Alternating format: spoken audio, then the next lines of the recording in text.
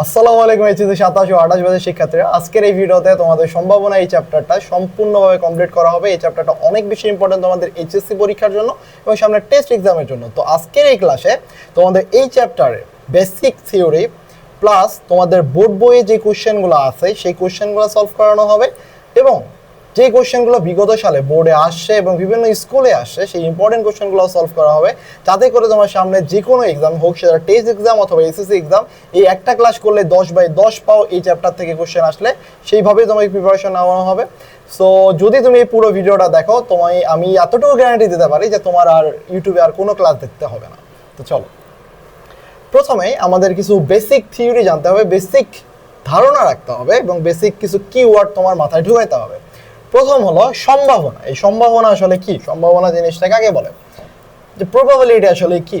ধরো যে তুমি পরীক্ষা দিছো, তো পরীক্ষা দেওয়ার ফলে তোমার পাস হওয়ার একটা চান্স আছে অথবা ফেল হওয়ার চান্স আছে, তাই না? দুই ধরনের চান্স ক্রিয়েট হতে পারে। ধরো তুমি এসে বাসায় এসে হিসাব করছো যে তুমি 34, 33 থেকে 38 এই ঘরে মার্ক পাইতেছো। এখন তোমার পসিবিলিটিস এমন যে তুমি পাসও করতে পারো অথবা ফেইলও করতে পারো। তো সেই ক্ষেত্রে তোমার কি হচ্ছে? 50-50% একটা চান্স ক্রিয়েট হতেছে, তাই না? এই যে পসিবিলিটিস, এই পসিবিলিটিসটাই মেনলি বলা হইতেছে সম্ভাবনা অথবা প্রবাবিলিটি। তোমার যে ঘটনাগুলো টোটাল ঘটতে পারে সেখান থেকে যে একটা ঘটনা ঘটার সম্ভাবনা, সেটাই যে একটা ঘটনা ঘটতে পারে সেই ঘটনাটাই হলো তোমার প্রবাবিলিটি বা সম্ভাবনা। এবার আসো দৈব পরীক্ষা। দৈব পরীক্ষা আসলে কি জিনিস? দৈব পরীক্ষা কাকে বলে? ধরো যে কোনো একটা ঘটনা ঘটা যদি নিশ্চিত হয়, নিশ্চিত, লাইক যে তুমি একটা কয়েন নিক্ষেপ করতেছো, একটা কয়েন নিক্ষেপ করলো, তো এখানে কি কি উঠতে পারে? হেড উঠতে পারে অথবা টেল উঠতে পারে অথবা কয়েনটা ড্র হইতে পারে, তাই না? এই তিনটা ঘটনা যে ঘটতে পারে, অর্থাৎ কয়েনটা হলো মাঝখানে পড়তে পারে। এই তিনটা ঘটনার বাইরে আর কোনো ঘটনা ঘটতে পারে তুমি যদি কয়েনটা নিক্ষেপ করো না। তো তোমার নিশ্চিত যে তুমি নিশ্চিত যে এই তিনটাই ঘটবে, এই তিনটাই ঘটবে, এর বাইরে কিছু ঘটবে না, তখন তুমি বলতে পারো যে এটা হলো একটা দৈব পরীক্ষা। যখন তুমি নিশ্চিত, ফলাফল সম্পর্কে নিশ্চিত যে এই তিনটা ফলাফলের মধ্যে যে কোনো একটা ফলাফল হবে, বাট তুমি এটা নিশ্চিত না যে কোনটা হবে। হতে পারে সেটা হেড, হতে পারে সেটা টেল, অথবা সেটা ড্র হতে পারে। তো তুমি যখন ফলাফল সম্পর্কে নিশ্চিত বাট কি ফলাফল হবে সেটা তুমি জানো না, তখন তুমি এটাকে বলতে পারো দৈব পরীক্ষা। সেই ম্যাচ আগের উদাহরণটা, তুমি পরীক্ষা দিয়ে আসছো, তুমি পাস করতে পারো অথবা ফেল করতে পারো, তুমি নিশ্চিত যে পাস অথবা ফেল এই দুটার মধ্যেই তোমার রেজাল্ট আসবে, বাট কোনটা আসবে তুমি জানো না, তখন এই জিনিসটাকে বলতেছে দৈব পরীক্ষা। তাহলে দৈব পরীক্ষা হবে না কখন? ধরো আকাশে মেঘ লাগছে, দৈব পরীক্ষা হবে না কখন? যখন তোমার হলো প্রবাবিলিটি হলো 0, প্রবাবিলিটি তোমার 0, প্রবাবিলিটি 0, চান্স নাই। লাইক যে তোমার এখানে এই রাস্তা দিয়ে গেলে তুমি 10 টাকা পাবা, এই রাস্তা দিয়ে গেলে তুমি হলো 20 টাকা পাবা, ঠিক আছে? 20 টাকা পাবা, এখানে 10 টাকা পাবা, এখানে 20 টাকা পাবা। তো আমি যদি বলি যে তুমি কোন রাস্তা দিয়ে গেলে 100 টাকা পাবা, এই দুটা রাস্তাই আছে তোমার কাছে খোলা, তো এক রাস্তা দিয়ে গেলে তুমি 10 টাকা পাইতা, আর এক রাস্তা দিয়ে পাইতা 20 টাকা। এখন আমি যদি তোমাকে জিজ্ঞেস করতাম যে কোন রাস্তা দিয়ে গেলে তোমার প্রবাবিলিটি, তোমার সম্ভাবনা হলো 100 টাকা পাওয়ার, রেজাল্ট কি আসতো? 0, যে কোনো রাস্তা দিয়েই তোমার এই দুই রাস্তার মধ্যে কোনোটা দিয়েই তোমার হবে না, 0। তো এই ধরনের ঘটনায় হলো দৈব পরীক্ষা বলতে পারে না, ঠিক আছে? এবার দেখো ঘটনা কি? ঘটনা তো বুঝছোই যে আমরা যে একটা কয়েন যদি নিক্ষেপ করি সেখানে হেড উঠতেছে অথবা টেল উঠতেছে। এই যে হেড উঠলো অথবা টেল উঠলো, এটাই হলো একটা ঘটনা। হেড উঠতেছে অথবা টেল উঠতেছে, এটাই হলো একটা ঘটনা। এবার আসো সমসম্ভাব্য ফলাফল। সমসম্ভাব্য ফলাফল আসলে জিনিসটা কি? সমসম্ভাব্য ফলাফল সেম, যে তোমার দুইটা ঘটনা আছে, দুটা ঘটারই সম্ভাবনা হলো সমান সমান, দুটো রেজাল্ট হলো সমান সমান। লাইক যে তুমি একটা কয়েন নিক্ষেপ করতেছো, কয়েনটা হেড উঠার সম্ভাবনা হলো 50% অথবা টেল উঠার সম্ভাবনা 50%, অথবা একটা ছক্কা তুমি নিক্ষেপ করতেছো, একটা ছক্কার মধ্যে কতগুলো? 1 উঠতে পারে, 2 উঠতে পারে, 3 উঠতে পারে, 4 উঠতে পারে, 5 উঠতে পারে, 6 উঠতে পারে। তো 1 উঠাও যেমন চান্স থাকে, সিমিলারলি 2 উঠারও চান্স থাকে, 3 উঠারও চান্স থাকে, 4 উঠারও চান্স থাকে, 5 উঠারও চান্স থাকে, 6 উঠারও চান্স থাকে। তো এই জিনিসটাকে বলা হইতেছে সবগুলো সমান যখন সম্ভাবনা থাকবে তখন সেটাকে বলা হয় সমসম্ভাব্য ঘটনা, সমসম্ভাব্য ফলাফল। এখন কখন সমসম্ভাব্য ফলাফল হবে না? লাইক যে ধরো তুমি পরীক্ষা দিয়ে নিশ্চয় যে 60 থেকে 70 মার্ক পাবা, এর ঘরে একটা মার্কস পাবা, ঠিক আছে। এখন তোমার পাস আর ফেলের সম্ভাবনা যদি বলে, পাস করার সম্ভাবনাই বেশি না, 90% এর মতো, যে খুব রেয়ার কেস হলে তুমি যখন দেখতেছো যে তোমার 6টা কোশ্চেনই রাইট, তখন তুমি নিশ্চিত যে তোমার পাস হবে। খুব রেয়ার কেস হলো 99.99% তুমি নিশ্চিত যে তোমার পাস হবে, আর 0.001% হলো তোমার চান্স হলো তুমি ফেল করবা। তো এই জায়গায় দেখো দুটা ঘটনা ঘটার সম্ভাবনা কি সমান না? তুমি বলবে একটা তোমার 99% চান্স হলো পাস করার, আরেকটা হলো 0.01% চান্স হলো আমার ফেল করার। সেই ক্ষেত্রে আমার দুটা কিন্তু সমসম্ভাব্য ঘটনা না, দুটো সমসম্ভাব্য ফলাফল না। তো আই হোপ বুঝছো এটা। এবার নমুনা ক্ষেত্র, নমুনা বিন্দু কি? নমুনা ক্ষেত্র হলো যে তোমার যে সম্ভাবনাগুলো আছে এটার জন্য যে তুমি ট্রি আঁকো, সেটাই হলো তোমার নমুনা ক্ষেত্র। তুমি চিত্রের মাধ্যমে যখন প্রকাশ করতেছো এটা হলো নমুনা ক্ষেত্র। এখন নমুনা বিন্দু কি জিনিস? নমুনা বিন্দু হলো যে তুমি এই যে এখানে টেল হইছে, হেড হইছে, এই যে পয়েন্টগুলো নিছো না, এই যে লিম্ফ একটা ট্রির, এই লিম্ফগুলোকে বলা হয় নমুনা বিন্দু। তো টেল, হেড এগুলো হলো, যদি আমি দুইবার নিক্ষেপ করতাম সেই ক্ষেত্রে হয়তো ধরো আবার হেড, আবার টেল, আবার হেড, আবার টেল। তো সেই ক্ষেত্রে ধরো নমুনা বিন্দু কি আসতো? টেল, tail, head, tail, head, head, tail, head, এই যে চারটা তোমার নমুনা বিন্দু চলে আসতো। এই জিনিসগুলোকে বলা হইতেছে যে নমুনা বিন্দু। আর নমুনা ক্ষেত্র হলো এই পুরা যে চিত্রটা তুমি আঁকছো, যে ট্রিটা আঁকছো, তো যে সারফেসে যে ট্রিটা আঁকতেছো এটা হলো নমুনা ক্ষেত্র। ফাইন। তো সম্ভাবনার মেইন সূত্র হলো, প্রবাবিলিটির মেইন সূত্র হলো অনুকূল ফলাফল ডিভাইডেড বাই হলো সমগ্র সম্ভাব্য ফলাফল। অনুকূল ফলাফল কি জিনিস ভাই? অনুকূল ফলাফল হলো ওইটাই যে তোমার ধরো 1 থেকে 6, 1 2 3 4 5 6, এখন আমি বললাম 1 উঠার সম্ভাবনা কত? তো অনুকূল ফলাফল হলো 1, অনুকূল ফলাফল হলো 1, এবং সমগ্র ফলাফল কয়টা? 1টা 2টা 3টা 4টা 5টা 6টা। সমগ্র সম্ভাব্য ফলাফল হলো আমার 6, আর অনুকূল ফলাফল হলো আমার 1। যদি আমি বলতাম যে 3 উঠার সম্ভাবনা কত, তো 3 ঘটনা কত? একটা না, 3 উঠার সম্ভাবনা কত? 3 ধরো আছে কত? অনুকূল 3 হলো একটাই তো আছে, 3 হলো একটা আছে, আর টোটাল নমুনা বিন্দু কয়টা? 6টা। তাহলে তোমার হলো 1/6, তো সম্ভাবনা আসতো 1/6। তো এইভাবে আমরা সম্ভাবনাগুলা ক্যালকুলেশন করবো, এইভাবে সম্ভাবনা ক্যালকুলেশন করবো, ঠিক আছে? ফাইন, ওকে, চলো আমরা ম্যাথ করতে থাকি। এটা তোমাদের উদাহরণের ম্যাথ। তো চলো, এখানে বলছে একটা নিরপেক্ষ ছক্কা নিক্ষেপে জোড় সংখ্যা আসার সম্ভাবনা কত? জোড় সংখ্যা আসার সম্ভাবনা কত? তো প্রথমে আমাকে বের করতে হবে যে আমার মোট, এই যে দেখো আমার বের করতে হবে সমগ্র সম্ভাব্য ফলাফল বা মোট ফলাফল। তো আমরা যদি নমুনা বিন্দু চিন্তা করি, নমুনা বিন্দু কি কি? 1 2 3 4 5 6, এই কয়টা। একটা ছক্কা যদি আমি নিক্ষেপ করি সেই ক্ষেত্রে এই কয়টাই তো হওয়ার কথা, তাই না? 1 উঠবে, অথবা 2 উঠবে, অথবা 3 উঠবে, অথবা 4 উঠবে, অথবা 5 উঠবে, অথবা 6 উঠবে। এর বাইরে কি হওয়া পসিবল? একটা ছক্কা নিক্ষেপ করলে কি 7 উঠার সম্ভাবনা আছে? নাই। এবার দেখো নিক্ষেপ জোড় সংখ্যা আসার সম্ভাবনা কত? এখন আমাকে নমুনা বিন্দু পাইছে আমার, তাহলে আমার সমগ্র ফলাফল কত? সমগ্র ফলাফল হলো, সমগ্র ফলাফল সমান 6, তাই না? 6। এবার জোড় সংখ্যা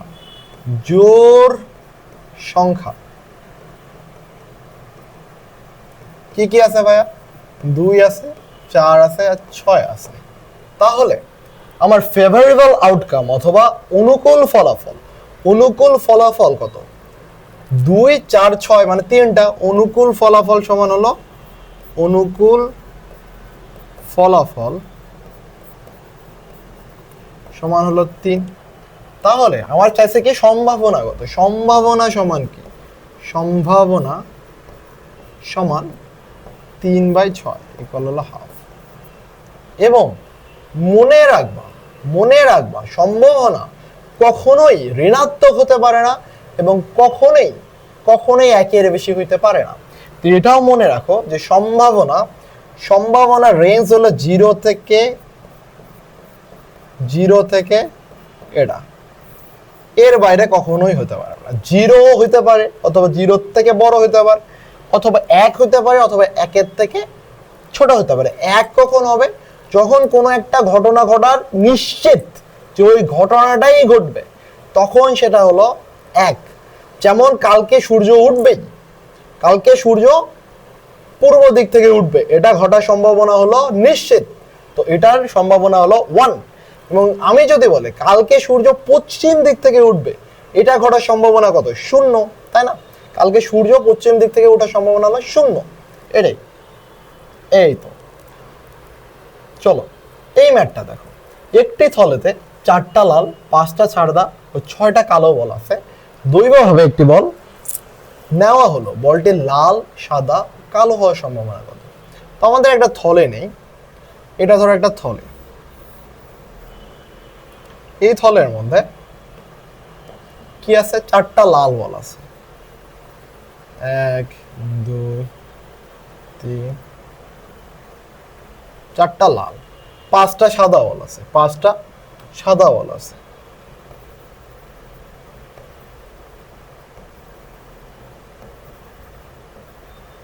ঠিক আছে, এরপর 6টা কালো বল আছে, কালোটাকে আমি এই সবুজ দিয়ে দেখাই, ঠিক আছে, কারণ কালো তুমি দেখতে পাবা না।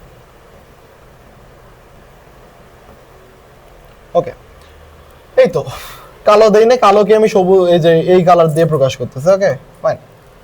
এখন লাল বল ওঠার সম্ভাবনা কত, সাদা বল ওঠার সম্ভাবনা কত, এবং কালো হওয়ার সম্ভাবনা কত? তো আমরা ক নাম্বার যদি করি, ক, প্রথমে আমাদের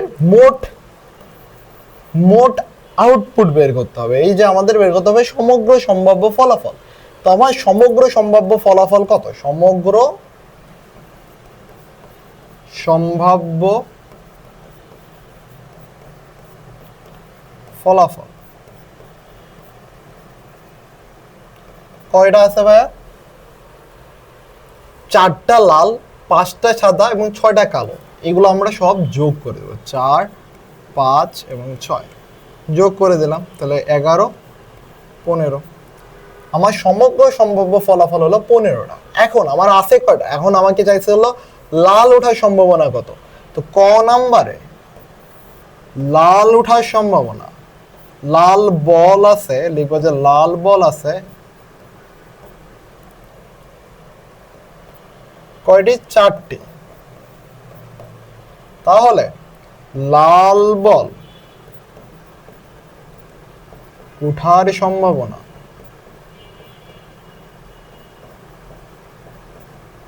P of rate equal 4/15। 4/15 কেন?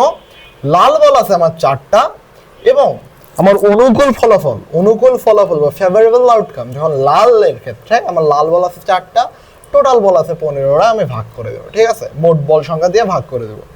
এবার সাদা, খ নাম্বারে সাদা বল আমার কয়টা ছিল? সাদা বল আছে কয়টা আছে ভাইয়া? সাদা বল আছে আমার 5টা, 5টি। তাহলে সাদা বল উঠার সম্ভাবনা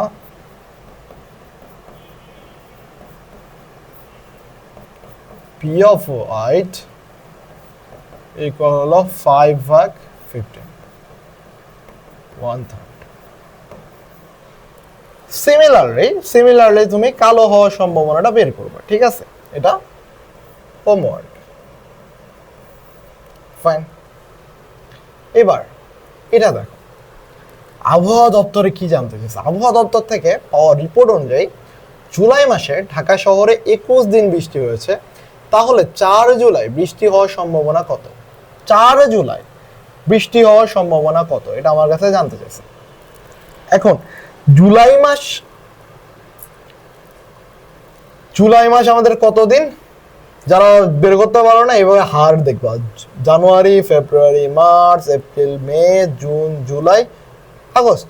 যেখানে হার পাবা ওই হারটা হলো তোমার 31 মাস, ফেব্রুয়ারি বাদে আর কি, যে হার পাবো সেটা হলো 31 মাস, যেখানে হার পাবো না ওটা হলো 30 মাস। তো জুলাই মাস আমার হলো 31 দিনে, জুলাই মাস হলো 31 দিনে। তাহলে জুলাই দেখবা, জুলাই মাসে দিন সংখ্যা ইকুয়াল 31 দিন। এখন তোমার কাছে জানতে চাইছে যে 4 জুলাই বৃষ্টি হওয়ার সম্ভাবনা কত। তো আমরা জানি 21 দিন বৃষ্টি হয়েছে, 21 দিন বৃষ্টি হয়েছে। এখন 21 দিনের মধ্যে কোনো একদিন 4 জুলাই যদি পড়ে তাহলে বৃষ্টি হবে, আর যদি না পড়ে তাহলে বৃষ্টি হবে না। এটাই তো, যেহেতু আমার 21 দিন, ধরো আমি যদি বলতাম 1 থেকে 5 তারিখের মধ্যে, 1 2 3 4 5, বুঝো আগে এটা বুঝো, 1 থেকে 5 তারিখের মধ্যে আমি বললাম 3 দিন বৃষ্টি হয়েছে। তো 3 দিন বৃষ্টি হয়েছে, বললাম যে 3 দিন বৃষ্টি হয়েছে। হ্যাঁ, এখন আমি বললাম যে 2 তারিখে বৃষ্টি হওয়ার সম্ভাবনা কত। তো 3 দিন যে বৃষ্টিটা হয়েছে সেটা হলো 1 3 4 হতে পারে, অথবা 1 2 3 হতে পারে, অথবা 2 3 5 হতে পারে, তাই না? তাহলে আমার দিন সংখ্যা কত? তুমি বলবা যে ভাইয়া দিন সংখ্যা হলো 5টা, 5 দিন, 1 থেকে 5, 1 2 3 4 5 দিন, আর আপনার হলো বৃষ্টি হয়েছে 3 দিন। তাহলে 3/5 যদি করেন তাহলে আমি আপনার সম্ভাবনা পাবো যে এত % হলো আমার চান্স থাকে যে ওই দিন বৃষ্টি হবে। সিমিলারলি যেহেতু আমার 21 দিন বৃষ্টি হয়েছে, তো 4 জুলাই বৃষ্টি হওয়ার সম্ভাবনা লিখবা যে, এখানে লিখবা যে অনুকূল ফলাফল ইকুয়াল হলো 21 দিন। তো 4 জুলাই বৃষ্টি হওয়ার সম্ভাবনা, 4 জুলাই সম্ভাবনা 21/31, এটাই অ্যান্সার। এবং সম্ভাবনার কোনো একক নাই, এটাই। সিমিলারলি এটা আর ওটা সেম জিনিস, 5টা থেকে 3টা তুলতেছে সেম ওয়ে, ঠিক আছে? এবার আসো এই ম্যাটটা দেখি। এই ম্যাটটাতে কি বলছে, মনে করে 3টা মুদ্রা একবার নিক্ষেপ করা হলো এবং 3টি নিরপেক্ষ মুদ্রা একসাথে একবার নিক্ষেপ করা হলো। প্রবাবিলিটি ট্রি তৈরি করো, নমুনা ক্ষেত্র দেখাও এবং নিচের ঘটনাগুলো সম্ভাবনা নির্ণয় করো। কেবল একটা টেল, 3টাই হেড, কমপক্ষে একটা টেল পাওয়ার সম্ভাবনা বের করতে বলছে। তো চলো আমরা করি। নমুনা ক্ষেত্রটা আঁকি। নমুনা ক্ষেত্র কিভাবে আঁকে?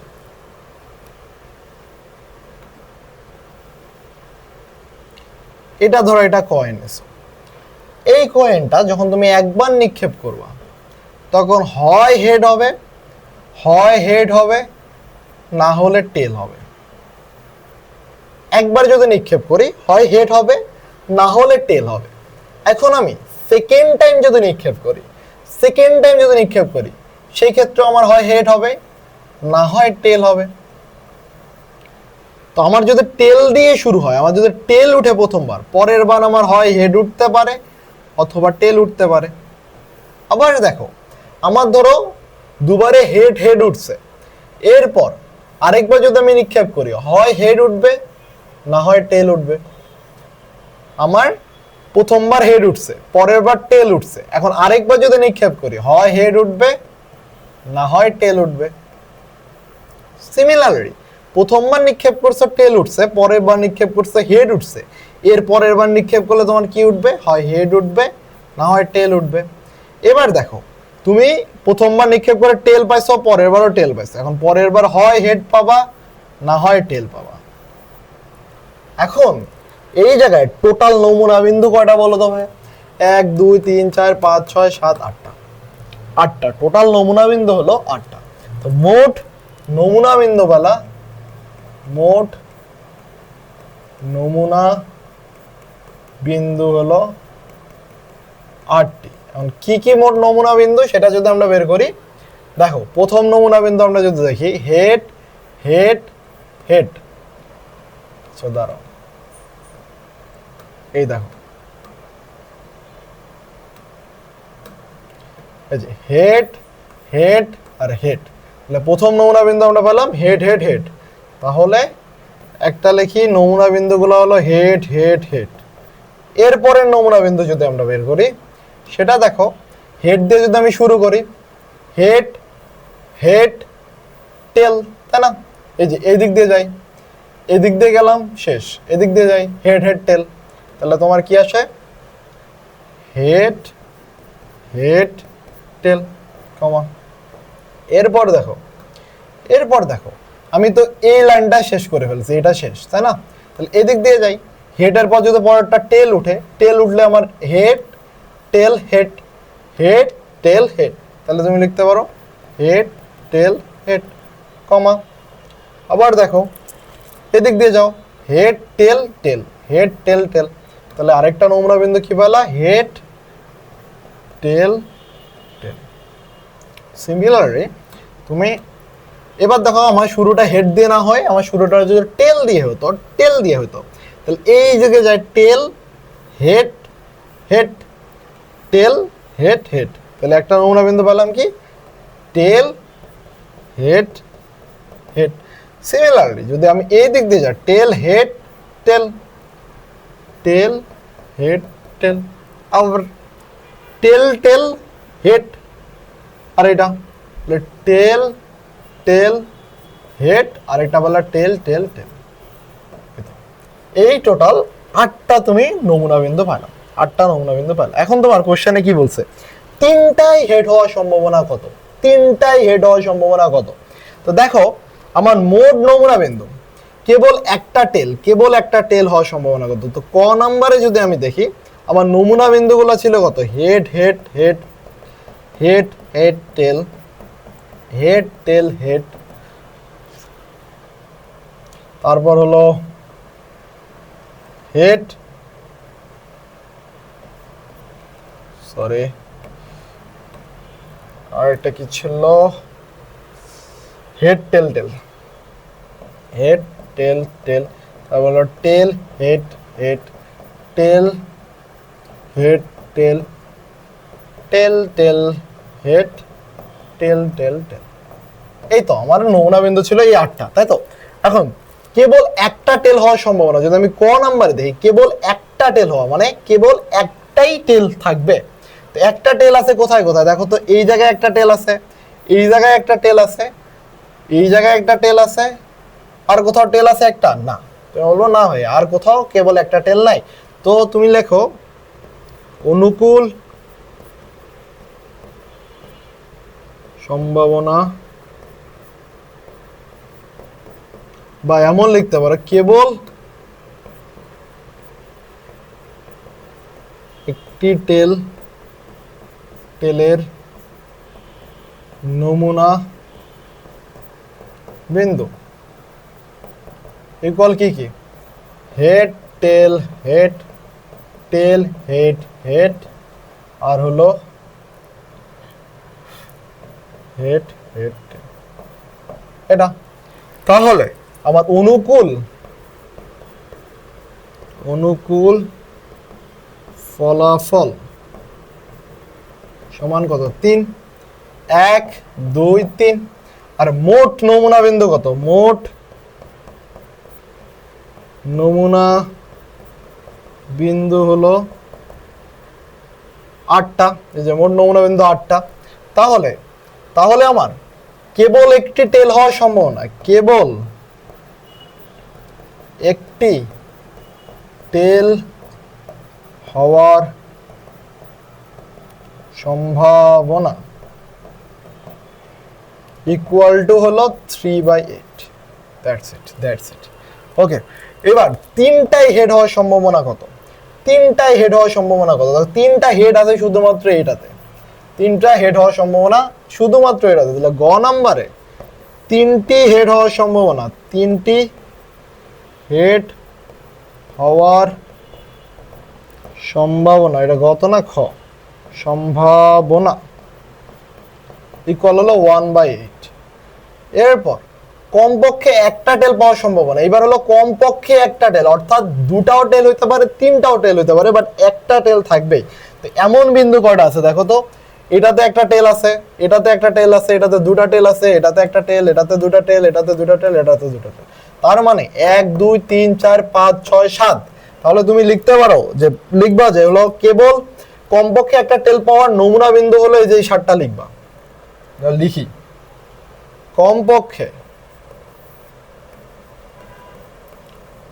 পক্ষে একটি টেল আছে,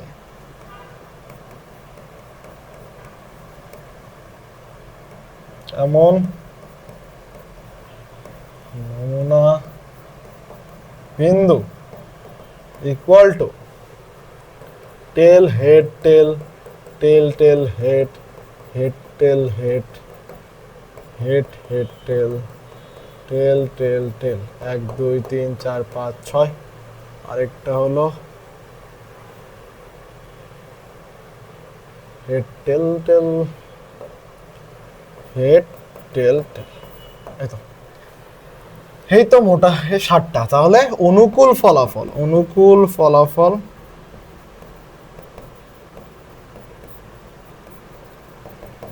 7, মোট নমুনা বিন্দু 8, তাহলে সম্ভাবনা হলো 7/8।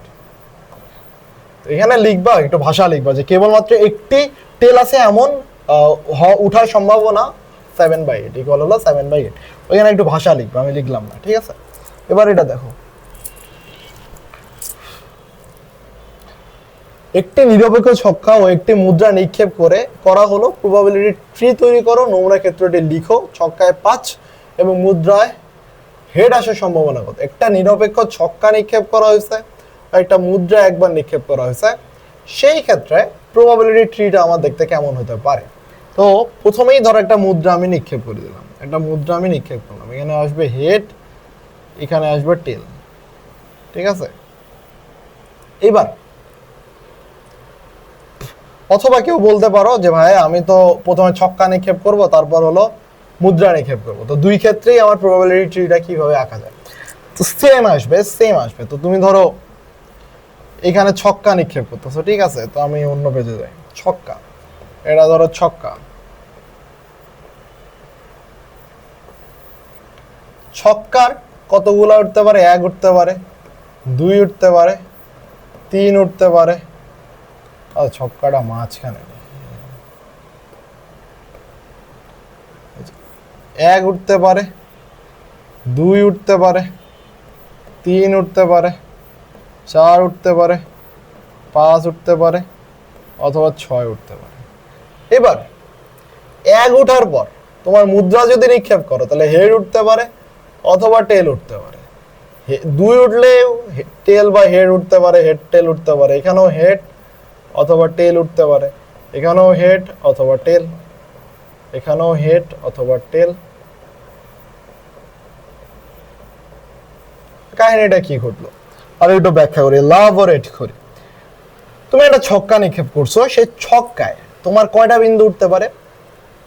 1 2 3 4 5 6, যে কোনো একটা উঠবে, তুমি তো জানো না। এখন 1 উঠার পর তোমার হয় হেড উঠতে পারে, নাহলে টেল উঠতে পারে। পরবর্তীতে তুমি যদি মুদ্রা নিক্ষেপ করো, সিমিলারলি যদি তোমার ছক্কায় 2 উঠে, সেক্ষেত্রে তোমার মুদ্রার মধ্যে হেড উঠতে পারে অথবা টেল উঠতে পারে। সেম ভাবে বাকি হলো। তাহলে আমি যদি নমুনা বিন্দু লিখি, নমুনা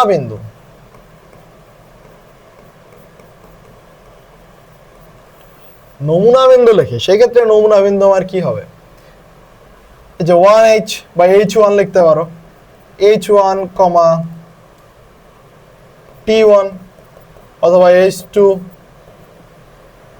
t2, h3, t3, h4, t4, h5, t5, h6, t6। এটা হলো তোমার নমুনা বিন্দু। টোটাল নমুনা বিন্দু কয়টা আসছে? 1 2 3 4 5 6 7 8 9 10 11 12। এখন কেউ যদি বলে ভাইয়া আপনি তো বললেন একটা ছক্কা নিক্ষেপ করছে, আমি যদি প্রথমে মুদ্রাটা নিক্ষেপ করতাম তাহলে কি সেম আসতো? হ্যাঁ, সেমই আসতো। ধরো এখানে হেড দিছো, টেল দিছো, এবার হেডের পর এখানে 1 2 3 4 5 6, সিমিলারলি টেলের পর এখানে 1 2 3 4 5 6। তুমি চাইলে যে কোনোভাবে তোমার হলো ট্রিটা আঁকতে পারো, এইভাবে আঁকতে পারো অথবা ওইভাবে। দুই ক্ষেত্রে নমুনা বিন্দু সেম আসবে, তোমার সব কিছু সেম আসবে। ওকে, এবার আমার কাছে জানতে চাইছে কি, প্রবাবিলিটি তৈরি করে নমুনা ক্ষেত্রটি লিখো। আমরা নমুনা ক্ষেত্র লিখছি, ছক্কায় 5 এবং মুদ্রায় হেড আসার সম্ভাবনা কত। আমার টোটাল নমুনা বিন্দু কত? নমুনা বিন্দু সমান হলো 12টি, তাই না? নমুনা বিন্দু সমান 12 লেখো। হ্যাঁ, এবার তো নমুনা বিন্দু, মোট নমুনা বিন্দু হলো 12টা, বা সমগ্র সম্ভাব্য ফলাফলই বলতে পারো। এখন আমার কাছে জানতে চাইছে যে ছক্কায় 5 এবং মুদ্রায় হেড থাকবে, তো ছক্কায় 5 আর মুদ্রায় হেড আছে কোথায়? একটাতে, H5।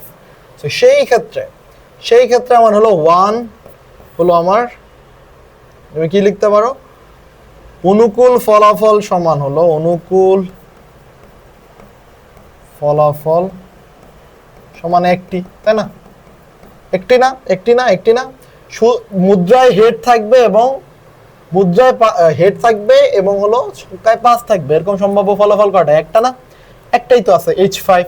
তো সেই ক্ষেত্রে আমার সম্ভাবনা ইকুয়াল হবে 1/12। ওকে, ফাইন।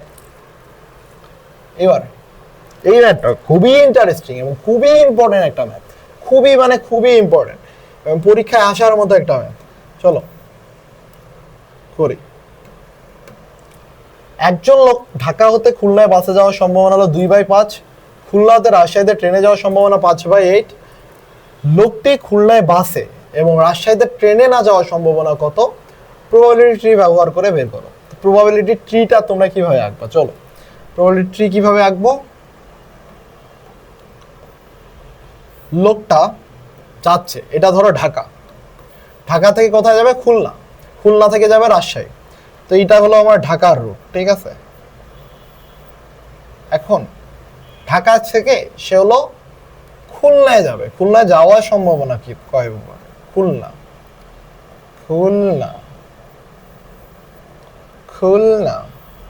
খুলনা সে হলো 2/5 উপায়ে বাসে যাইতে পারে, অথবা 2/5 উপায়ে সে ঢাকা থেকে ডিরেক্ট খুলনা যাইতেছে, তাই না? একজন লোক ঢাকা হতে খুলনায় বাসে যাওয়ার সম্ভাবনা, তো ঢাকা এটা,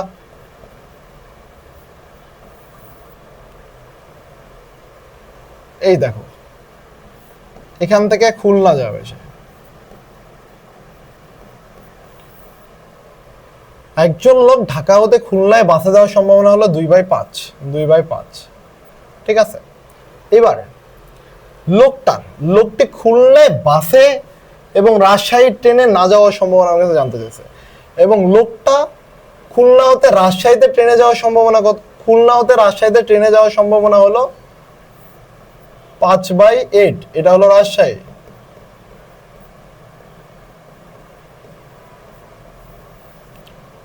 ট্রেনে যাওয়ার সম্ভাবনা হলো 5/8।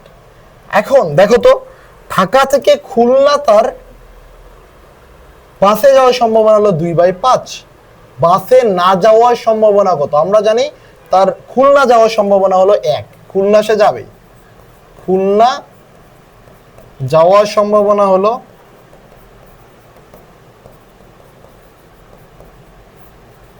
কারণ সে তো খুলনা যাবে। এখন খুলনা তার বাসে যাওয়ার সম্ভাবনা, এটা হলো পি অফ বাস, বাসে যাওয়ার সম্ভাবনা হলো 2/5। বাসে না যাওয়ার সম্ভাবনা কত? বাসে না যাওয়ার সম্ভাবনা কত? ইন্টারেস্টিং।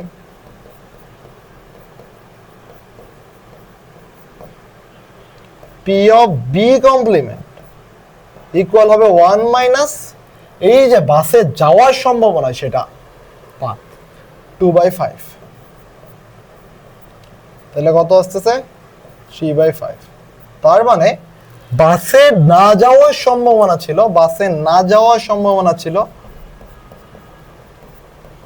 3/5। এবার সে বাসে না যেয়ে অন্য কোনো যানে গেছে, তাই তো? সে হতে পারে প্লেনে গেছে, হতে পারে ট্রেনে গেছে, তুমি জানো না, বাট সে বাসে যায় না। এটা হলো বাসে না যাওয়ার সম্ভাবনা। আর খুলনাতে বাসে যাওয়ার সম্ভাবনা ওইটা। এবার আবার লক্ষ্য করো, রাজশাহী থেকে ট্রেনে যাওয়ার সম্ভাবনা যদি 5/8 হয়, রাজশাহী থেকে ট্রেনে না যাওয়ার সম্ভাবনা কত? এটা যদি রাজশাহী হয়, রাজশাহী থেকে ট্রেনে না যাওয়ার সম্ভাবনা কত? তাহলে হলো পি অফ টি ইকুয়াল যদি হয় 5/8, না হওয়ার সম্ভাবনা P of T complement equal হবে 1 - 5/8। ভাষা কিন্তু লিখবা, ওইভাবে ভাষা লিখবা, যখন এক্সামে লিখবা তখন ওইভাবে ভাষা লিখতে হবে, নাহলে কেটে দিবে। আমি যা সংক্ষেপে লিখলাম, এটা ভাষা লিখবা যেরকম খুলনা হতে রাজশাহী যাওয়ার সম্ভাবনা 1 এবং খুলনা হতে রাজশাহীতে ট্রেনে যাওয়ার সম্ভাবনা হলো 5/8। খুলনা হতে রাজশাহীতে ট্রেনে না যাওয়ার সম্ভাবনা হলো পি টি কমপ্লিমেন্ট, এভাবে লিখবা 1 - 5/8 ইকুয়াল 3/8, ভাষা লিখবা, নাহলে আবার কাটে দেবে। তো এটা হলো পি অফ টি ইকুয়াল, এটা হয় P of T complement equal আসবে 3/8। সিমিলারলি খুলনা যদি সে বাসে নাও যায়, তো রাজশাহী যদি যায়, রাজশাহী ট্রেনে যাওয়ার সম্ভাবনা হলো পি অফ টি ইকুয়াল হলো 5/8 আর P of T complement equal হলো 3/8। এই লাইন বুঝো কিনা দেখো, সে এদিক দিয়ে দেখো, এদিক দিয়ে দেখো একটু, সে ঢাকা থেকে বাসে গেছে 2/5, ঢাকা থেকে বাসে গেছে 2/5, ঠান্ডা মাথায় চিন্তা করো, হ্যাঁ, এবং খুলনায় গেছে 2/5। এরপর খুলনা থেকে তার রাজশাহী যাওয়ার দুটো ওয়ে আছে, একটা হলো সে ট্রেনে যেতে পারে অথবা ট্রেনে না যেতে পারে। ট্রেনে যাওয়ার সম্ভাবনা হলো 5/8, যেটা আমাকে দেওয়া আছে, এবং ট্রেনে না যাওয়ার সম্ভাবনা হলো 3/8। আমরা কি করছি, বের করছি। সিমিলারলি সে যদি ঢাকা বাসে না যায়, মানে খুলনা বাসে না যায়, তার সম্ভাবনা এটা, এবং খুলনা যে সে তো পৌঁছেছে, পৌঁছানোর পর তার তো আবার রাজশাহী যেতে হবে, তাই না? তো রাজশাহী যাওয়ার আবার দুটো সম্ভাবনা তৈরি হলো, একটা হলো ট্রেনে যাওয়ার সম্ভাবনা, একটা হলো ট্রেনে না যাওয়ার সম্ভাবনা। এইবার তোমার কাছে জানতে চাইছে কি রাজশাহী ট্রেনে না যাওয়ার সম্ভাবনা এবং খুলনায় বাসে যাওয়ার সম্ভাবনা। তো দেখো, খুলনায় বাসে যাওয়ার সম্ভাবনা হলো এটা, ট্রেনে না যাওয়ার সম্ভাবনা হলো এটা। তো লিখবা রাজশাহী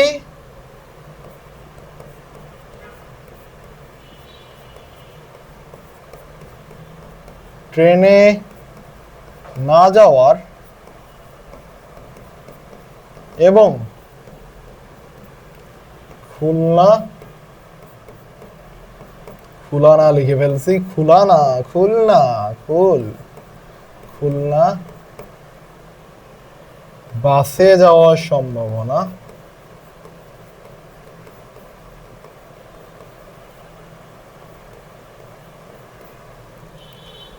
দেখো, সম্ভাবনা কি, এইটার সাথে এটা গুণ করে দেবে, এটার সাথে এটা গুণ করে দেবে, এবং থাকলে গুণ, তাহলে এটা হলো এবং মানে হলো এমন intersection, P of V intersection. আচ্ছা, তো ইন্টারসেকশন আমরা নাই, তাই ডিরেক্ট লিখবা P of B into P of T complete হলো 2/5 ইন্টু 3/8। এটা বাদ, তাহলে আসবে তোমার হলো 3 আর নিচে হলো 20। এখন যদি তোমাকে চাইতো যে বাসে যাওয়ার সম্ভব, ঢাকা হতে খুলনা বাসে না যাওয়ার সম্ভাবনা এবং রাজশাহীতে বাসে ট্রেনে যাওয়ার সম্ভাবনা কত, তখন তোমার এটার সাথে এটা মাল্টিপ্লাই হয়ে যেত, দ্যাটস ইট। তো এখানে ঘুরায় পেঁচায় অনেক কিছু চাইতে পারে, জাস্ট বের করবা, ঠিক আছে? তো এটা আরেকটা ইম্পর্টেন্ট ম্যাথ। 30টি টিকিট 1 থেকে 30 পর্যন্ত ক্রমিক নাম্বার নেওয়া আছে। টিকিটগুলো ভালোভাবে মিশিয়ে একটি টিকিটকে দৈবভাবে নেওয়া হলো। টিকিটের ক্রমিক নাম্বার জোড় সংখ্যা হওয়ার সম্ভাবনা কত, 4 দ্বারা বিভাজ্য হওয়ার সম্ভাবনা কত, 4 এর চেয়ে ছোট 22 এর চেয়ে বড় হওয়ার সম্ভাবনা গুলো নির্ণয় করা, ঠিক আছে?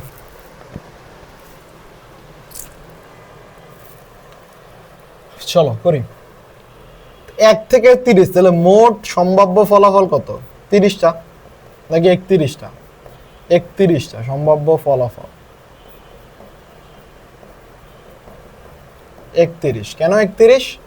1 থেকে 30 পর্যন্ত নিছো, তো গুণো 1 2 3 4 5 6 7 8 9 10 11 12 13 14 15 16 17 18 19 20 21 22 23 24 25 26 27 28 29 30 31। কয়টা হয়? 31টা, ঠিক আছে? তো মোট সম্ভাব্য ফলাফল 31। এখন ক নাম্বারে অনুকূল, আগে লিখো জোড় সংখ্যা 1 থেকে 30 পর্যন্ত, 1 থেকে 30 জোড় সংখ্যার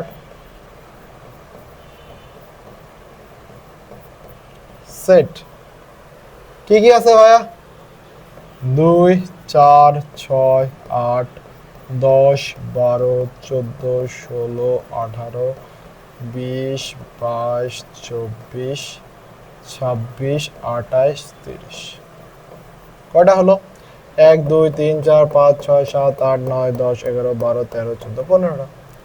সো সম্ভাবনা যদি হয় জোড় সংখ্যা 1 থেকে 30 জোড় সংখ্যার অনুকূল ফলাফল সমান হলো 15। সম্ভাবনা লিখবা হলো জোড় সংখ্যা ওঠার সম্ভাবনা ইকুয়াল হলো 15 ডিভাইডেড বাই 31। 31 কি আমার মোট সম্ভাব্য ফলাফল। এবার 4 দ্বারা বিভাজ্য হয়, খ নম্বরে বলছে 4 দ্বারা বিভাজ্য হয়। 4 দ্বারা বিভাজ্য হয় হলো 4 এর গুণিতক কি কি আছে? 4 8 12 16 20 24 28। এটা হলো 4 দ্বারা বিভাজ্য।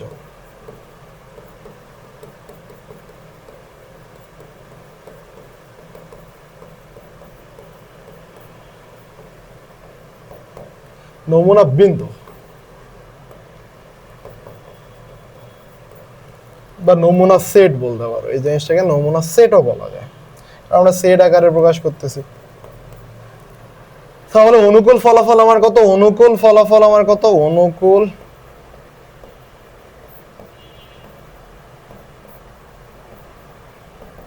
এক 2 3 4 5 6 7 7। তাহলে আমার সম্ভাবনা সমান কত আসবে? সম্ভাবনা 7/31। এবার গ নম্বরে দেখো, গ নম্বরে আমার কি চাইছে? 4 এর চেয়ে ছোট, 4 এর চেয়ে ছোট সংখ্যা আমার কত আছে?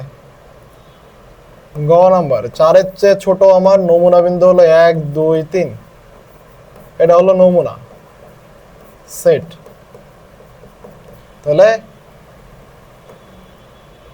সম্ভাবনা হবে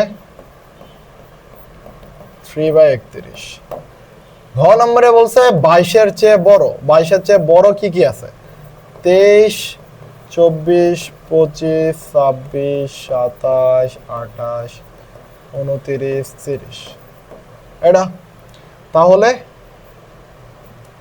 সম্ভাবনা সমান হবে 1 2 3 4 5 6 7 8 8/31। এখন আমি এখানে দুটো লাইন লিখি নাই, তুমি লিখবা, খাতার মধ্যে লিখবা। কি লিখবা? এই যে এর আগে যেভাবে আমরা লিখছিলাম সেম ভাবে লিখবা, খাতার মধ্যে লিখতে হবে। খাতার মধ্যে না লিখলে কিন্তু পরীক্ষা মার্কস কাটবে। বাংলাদেশের টিচার তো অ্যাকচুয়ালি মানে মার্কস কাটার কোনো জায়গা নাই, মার্কস কাটার কোনো মানে দরকারই নাই, বাট তারা কাটবে, কারণ হলো তাদের কাটার ইচ্ছা। বাংলাদেশের টিচার হুবহু লাগবে, বইয়ের মতো লাগবে ভাই, লাইন স্কিপ করা যাবে না। সো কিছু করার নেই, তো ওটা দেখবা। চলো এই ম্যাটটা দেখি। এখানে কি বলছে? কোনো একটি স্বাস্থ্য কেন্দ্রের রিপোর্ট অনুযায়ী কম ওজনে 115টি শিশু এবং স্বাভাবিক ওজনে 386টি শিশু এবং বেশি ওজনে 98টা শিশু আছে জন্ম নেয়। এখানে হতে একটি শিশু দৈবভাবে নির্বাচন করা হলো, নির্বাচিত শিশুটি বেশি ওজনের হবে, তার সম্ভাবনা কত? তো আমার প্রথমে বের করতে হবে মোট সম্ভাব্য ফলাফল। মোট সম্ভাব্য ফলাফল, সম্ভাব্য ফলাফল। তো এখানে কত দেখো, আমার কম ওজনের শিশু আছে 155টা, 155। এরপর স্বাভাবিক ওজনে আছে 386টা, প্লাস আমার আর কি আছে 98টি শিশু হলো তোমার বেশি ওজনের। তো টোটাল যদি আমি মোট সম্ভাব্য ফলাফল বের করি 155 প্লাস 386 প্লাস 98, তাহলে আমাদের আছে 639, 639। এবার এখানে দ্বৈবভাবে যদি আমার দ্বৈবভাবে নির্বাচিত করলে বেশি ওজনে, তো আমার অনুকূল ফলাফল, অনুকূল ফলাফল তো বেশি ওজনের শিশুর সংখ্যা, বেশি ওজন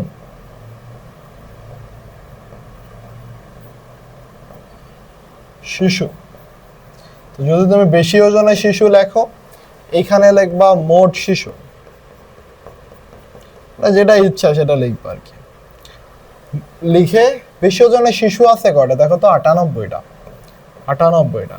তো বেশি ওজনের শিশুর সম্ভাবনা, সম্ভাবনা equal to 98 divided by 639, that's it. এবার এটা দেখো, কোনো একটি ফ্যাক্টরিতে নিয়োগকৃত লোকদের কাজের ধরন অনুযায়ী নিম্নভাবে শ্রেণীকৃত করা হয়েছে। ব্যবস্থাপনায় আছে 157 জন, পরিদর্শক হিসাবে আছে 52 জন, উৎপাদন কাজে আছে 1473 জন এবং অফিসিয়াল কাজে আছে 215 জন। বলছে ব্যবস্থাপনায় নিয়োজিত এর সম্ভাবনা কত? একজনকে যদি আমি পিক করি, সেই লোকটা ব্যবস্থাপনায় হওয়ার সম্ভাবনা কত? তাহলে আমাদের লিখতে হবে যে মোট ফ্যাক্টরিতে মোট লোক সংখ্যা, মোট লোক সংখ্যা ইকুয়াল হলো 157 প্লাস 52 প্লাস 1473 প্লাস 215। তাহলে মোট লোক সংখ্যা হলো 157 প্লাস 52 প্লাস 1473 প্লাস হলো 215। মোট লোক সংখ্যা আছে জন। ব্যবস্থাপনায় কাজ করে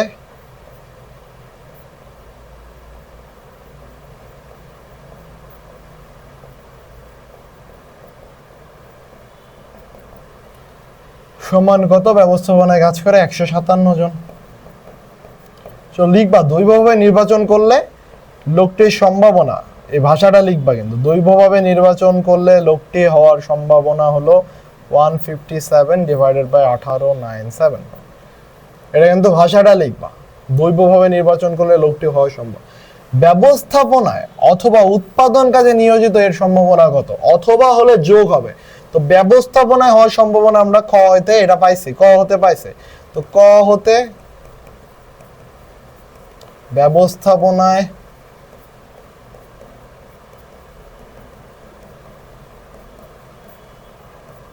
সম্ভাবনা কত পাইছি আমরা? 157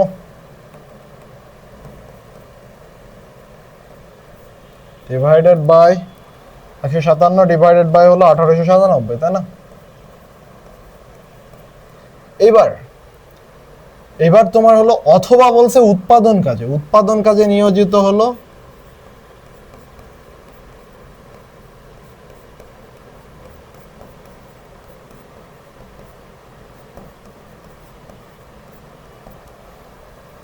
কতজন? 1473।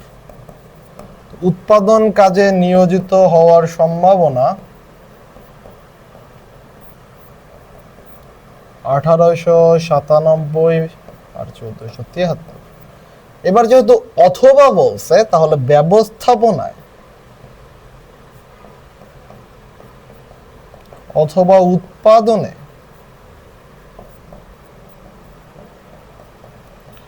নিয়োজিত হওয়ার সম্ভাবনা লিখবা, উৎপাদনে নিয়োজিত হওয়ার সম্ভাবনা 1473 ডিভাইডেড বাই 1897 প্লাস, অথবা থাকলে প্লাস করতে হবে 157 প্লাস হলো 1897।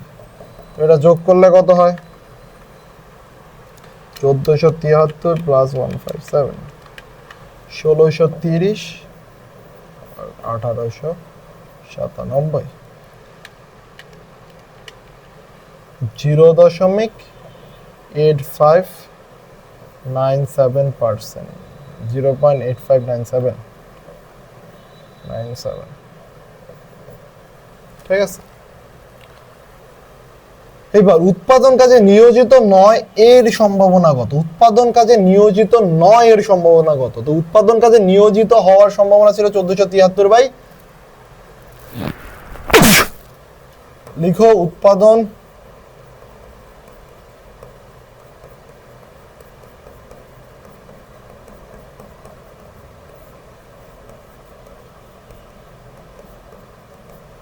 হওয়ার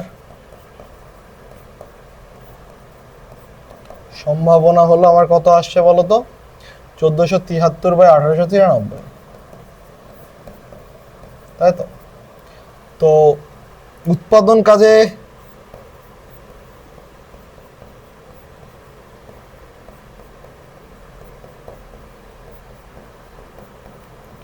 যেহেতু না হওয়ার সম্ভাবনা কি হবে? জাস্ট কমপ্লিমেন্ট।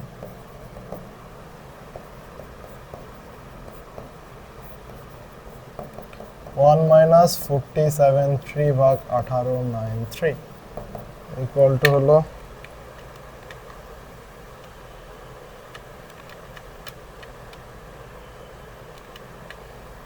420/1893।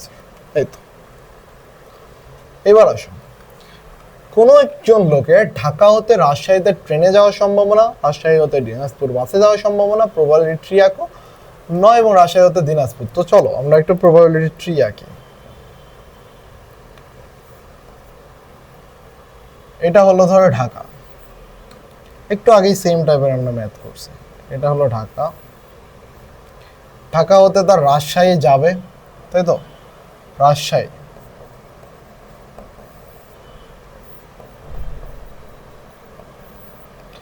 সে দুইভাবে যেতে পারে। একটা হলো ট্রেনে যাওয়ার সম্ভাবনা, ট্রেনে যাওয়ার সম্ভাবনা হলো 5/9। তো পি অফ ট্রেন হলো 5/9। তাহলে ট্রেনে না যাওয়ার সম্ভাবনা কত? ট্রেনে না যাওয়ার সম্ভাবনা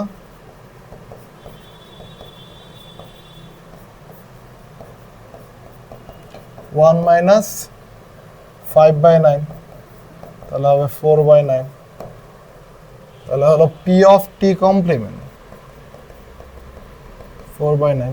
এখন রাজশাহী থেকে তার দিনাজপুরে বাসে যাওয়ার সম্ভাবনা কত? পি অফ বাস ইকুয়াল হলো 2/7। এটা হলো দিনাজপুর। তো দিনাজপুরে বাসে না যাওয়ার সম্ভাবনা কত? পি অফ বি কমপ্লিমেন্ট সমান বাসে